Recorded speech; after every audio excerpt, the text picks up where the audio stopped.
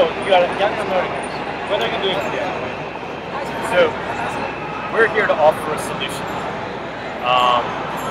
Everybody's here, we think everybody's here, because of the 99 to 1% issue. 1% of the people seem to hold all the power, right? And the 99% don't really have a voice. They're not being properly represented. So we want to use the democratic system that's in place in America to shift power back to them. That's why we're here. You did something possible? Yes. Wow. Social media? The use of social media, the use of the internet. What most do is build a platform where people can crowdsource legislation. So the way Wikipedia works, people Wikipedia is a crowdsourced encyclopedia. It's a platform where people can propose, deliberate, and vote on legislation. The counterpart to the system is representatives who run for office pledge to abide by the majority of the system. So you make representative government more representative. You're creating a system where it actually does what it's supposed to do. You know, these efforts are going on in many other European countries. You have heard about the Ignited people in Europe, Spain, in Greece. Do you have any connectiveness with this? Yes. The connection is that people across the world realize that the democratic is now broken. Even though that the people that they elect into office don't actually represent them. So instead of having representatives create the legislation, why can't the people create the legislation and then simply elect representatives to then enact that legislation?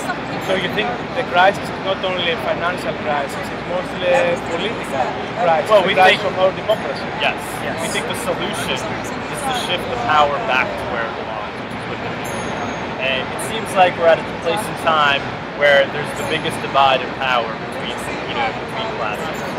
Yet, ironically, the technology is there to really empower the people, to use social media, to let the people crowdsource legislation through their representatives.